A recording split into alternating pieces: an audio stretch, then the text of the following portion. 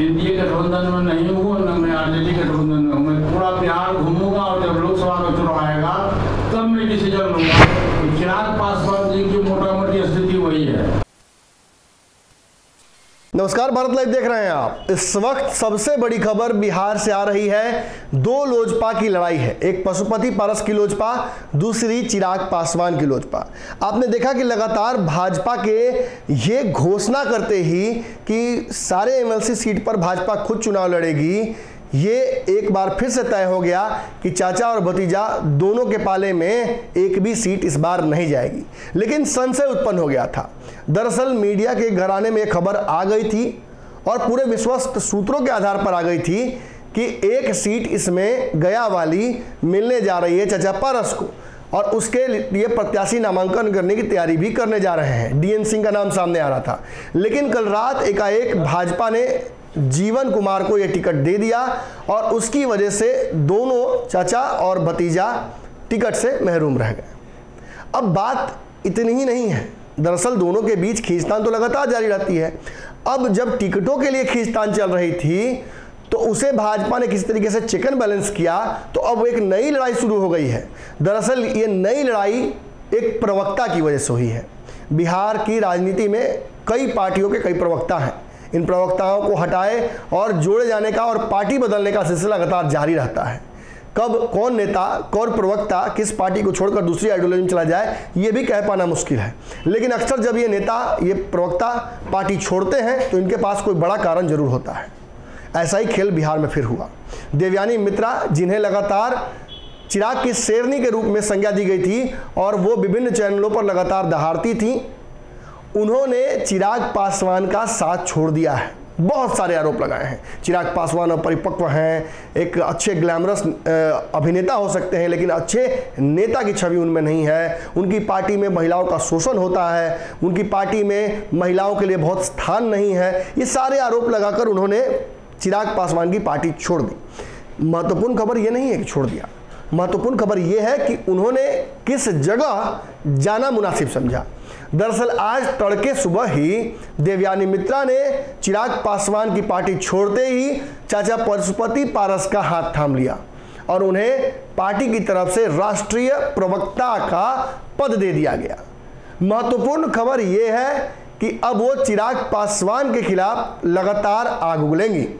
जो कुछ वो चिराग पासवान के लिए अब तक करती रही, उससे ज़्यादा राष्ट्रीय स्तर पर वही काम वो अब पशुपति पारस के लिए करेंगी। उनके जाने से पशुपति पारस का कुनबा और भयस्पर्श होगा और मुखरता से आवाज़ उठाएंगी। लेकिन चिराग पासवान को सवेरे सवेरे झटका तो लग गया है।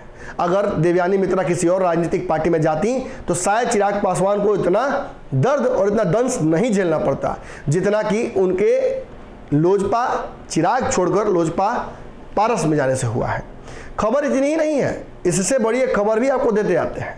दरअसल जब वो अपना ये शिफ्ट चेंज कर रही थी एक पार्टी से दूसरे पार्टी में, इस दौरान पत्रकारों ने उनसे पूछा कि चिराग पासवान को छोड़ने का कोई राजनीतिक कारण भी है क्या। और इस सवाल को जब उन्होंने सुना तो कहीं ना कहीं राजद का इसमें जिक्र आ गया। हालांकि देवयानी ने बहुत डिप्लोमेटिकली इसका जवाब दिया कि उन्हें ये फर्क नहीं पड़ता है कि चिराग पासवान किस तरफ जा रहे हैं, वो इस मैटर में नहीं पड़ना चाहती हैं। दरअसल उनका पूरा फोकस इस बात पर रहा कि चिराग पासवान की पार्टी में उन्हें खुलकर ग्रो करने और अपनी बात रखने का मौका नहीं मिल रहा था। पार्टी के कोई क्लियर स्टैंड नहीं था, प्रवक्ताओं को कोई क्लियर डायरेक्टिव चिराग पासवान की तरफ से प्रवक्ताओं को नहीं मिल पा रहा था। इसकी वजह से वो संशय में कई बार महसूस करती थी। और जब ये जवाब वो दे रही थी कि तेजस्वी और चिराग के बीच क्या साठगांठ है, तो माइक धीरे से उनसे ले लेते हैं पशुपति पारस और शायद सबसे बड़ा खुलासा इस वक्त की बिहार की राजनीति का वो करते हैं, ये कहते हुए कि चिराग पासवान एनडीए गठबंधन में नहीं है।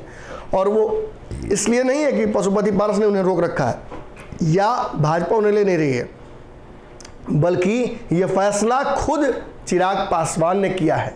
चिराग पासवान ने समस्तीपुर के एक मंच से ये बात कही कि वो किसी गठबंधन में नहीं है और चुनाव आएगा तब वो ये फैसला करेंगे।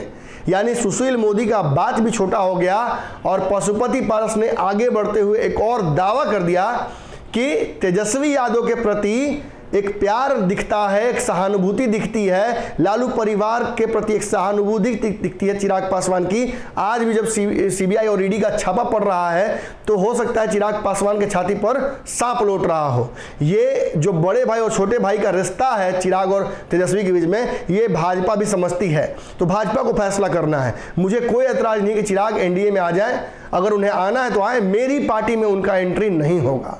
और इसके साथ उन्होंने आरोप लगा दिया कि नीतीश के खिलाफ तो बोलते हैं चिराग पासवान, लेकिन लालू परिवार के खिलाफ बोलने में उनकी जुबान लड़खड़ा जाती है, उनके प्रवक्ताओं को बोलने नहीं दिया जाता है। और इसकी वजह से ये लग रहा है कि वो अब एनडीए में नहीं रहेंगे, बल्कि चले जाएंगे लालू प्रसाद यादव और तेजस्वी यादव के साथ महागठबंधन में। अब कितनी सच्चाई है इस बात में, इस दावे में कितनी सच्चाई है, ये तो आने वाले वक्त में समझ आएगा। लेकिन फिलहाल बिहार की राजनीति में एक बड़ा दावा हो गया। एक जो आरोप लगता है या जो चर्चा होती है कि आरजेडी के प्रति चिराग पासवान का सॉफ्ट कॉर्नर है, क्या ये वजह भी है? और चूंकि आप उस पार्टी में रही हैं, क्या आप ऐसा देखा है आपने उस पार्टी में रहते हुए? देखिए, ऑनेस्टली बताएं, वो अगेंस्ट है कि फॉर है, वो बात की बात है। लेकिन जब भी मैंने सवाल किया आरजेडी को लेकर, उनका जवाब कभी आता नहीं था। वो बात तो बिल्कुल सच है, लेकिन क्योंकि मैं प्रवक्ता हूँ और मैं महागठबंधन के खिलाफ और जो अभी जो बिहार का जो स्थिति है उसके ऊपर मैं हमेशा बात करते रही, आगे भी करते रहूंगी। तो डेफिनेटली वो तो एक उनका एक वीकनेस था ही और है भी।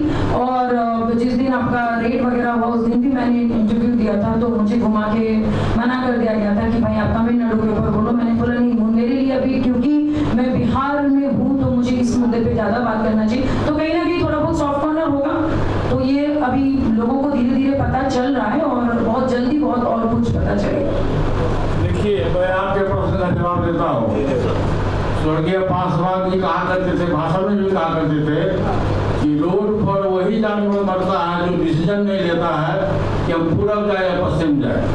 तो चिराग पासवान जी की मोटा मोटी स्थिति वही है।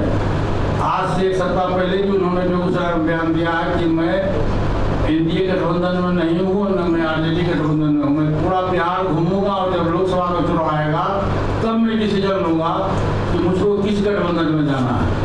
आपको पता होना चाहिए कि जब विधानसभा का चुनाव 2020 का हुआ तो 6 जगह चिराग पासवान जी ने भाजपा के उम्मीदवार के खिलाफ भी अपना उम्मीदवार दिया। बगल में नागौपुर में दिया, हसनपुर में दिया, भागलपुर में दिया, ऐसा कई जगह है, लालगंज में दिया, सब जगह दिया।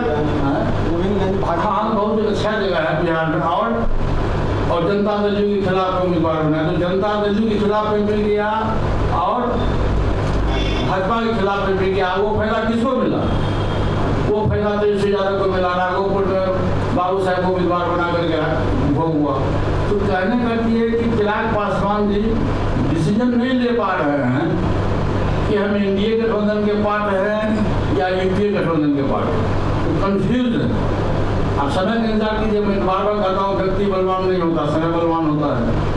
लेकिन तो वो तो लगातार नीतीश पर प्रहार करते रहते हैं। आप कैसे करें कि यूपी के पार्ट है कि नीतीश जी? अरे नीतीश जी अब नहीं गए हैं आरजेडी गठबंधन में। नीतीश जी तो पहले एनडीए गठबंधन में थे, अब गए हैं तब उनका मुंह बंद हो गया। फिर भी नीतीश जी के खिलाफ में बोलते हैं, लेकिन आरजेडी के खिलाफ में तो नहीं बोलते हैं। कभी सुने हैं?